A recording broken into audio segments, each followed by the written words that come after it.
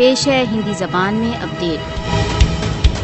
Bharatiya Janata party के शासन के अंतर्गत मुसलमानों, ईसाइयों, सिखों तथा निम्न जाति के हिंदुओं के दमन में भीषण वृद्धि हुई है।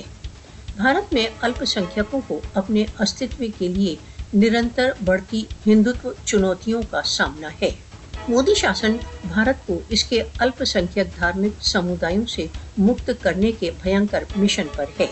मोदी के शासन के अंतर्गत भय में जीवन व्यतीत करने वाले अल्पसंख्यकों के जीवन को प्रतिदिन चुनौतियों का सामना है। मुसलमानों तथा अन्य अल्पसंख्यकों के विरुद्ध भारत में घृणा के अपराधों में खतरनाक सीमा तक वृद्धि हो गई है।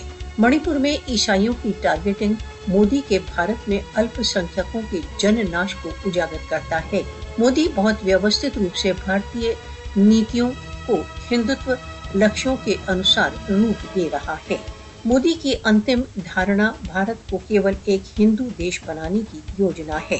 भारत में अल्पसंख्यकों का नाश तथा तिरस्कार देश की प्रजातांत्रिक व्यवस्था के लिए चिंता का विषय है।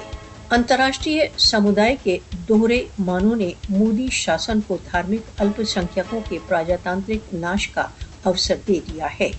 भारत में भीषण आतंक का सामना कर रहे धार्मिक अल्पसंख्यकों के संरक्षण के लिए मानव अधिकार संगठनों को आगे बढ़ना चाहिए।